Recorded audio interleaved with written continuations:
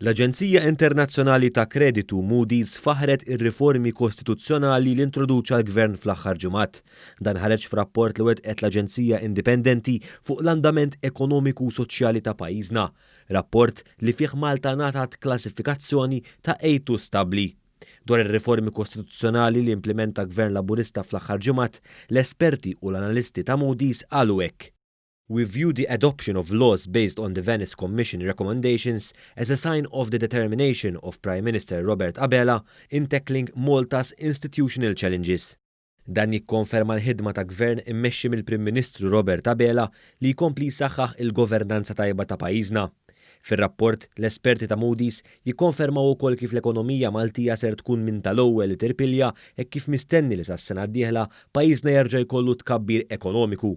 Il-Prim Ministru Robert Abela fuq Twitter laqab sodisfazzjon dan ir-rapport li jinnota l-ħidma b'saħħitha ta' dan il-gvern li jsaħħaħ l-istituzzjonijiet u l-governanza tajba f'pajjiżna. Intant fl-istqarrija separata l-gvern qal li dan huwa vot ta' fiduċja ieħor fil-ħidma ekonomika u istituzzjonali li saret fl-aħħar xhur. Qal li huwa jibqa' kommess li jkompli jwettaq aktar riformi li jwasslu għal għada aħjar. Qabel ma l-Parlament aġġorna għal btajjel tas-sajf b'mod unanimu għaddew 6 liġijiet favur is-saltna tad-dritt u l-governanza tajba.